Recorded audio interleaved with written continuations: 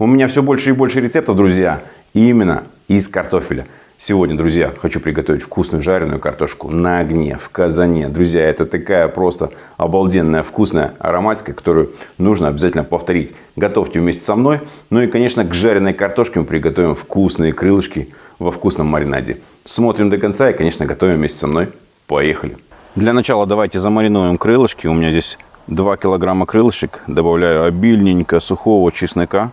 Люблю прямо вот, чтобы вкус был чесночный. Обязательно черный перчик по вкусу. Я люблю поострее, поэтому добавлю побольше. Обязательно специи к шашлычку, друзья. Также обильненько добавляем. Также добавляю сладкую паприку.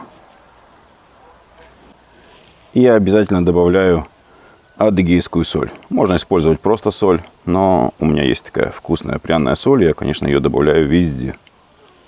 И, конечно же, нужно пару столовых ложек растительного масла.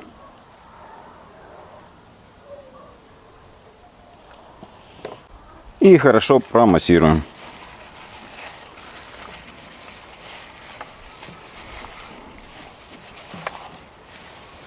Минут 5-7 промассировал крылышки. Теперь мы откладываем их в сторону. Займемся картошкой. Ну а крылышки пусть маринуются.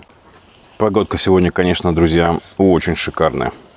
Так, картофель нарезаю дольками, ребят. Дольками. Примерно на 4 части, если картофель не очень крупный. Если картофель крупный, можно порезать и еще раз на дольку.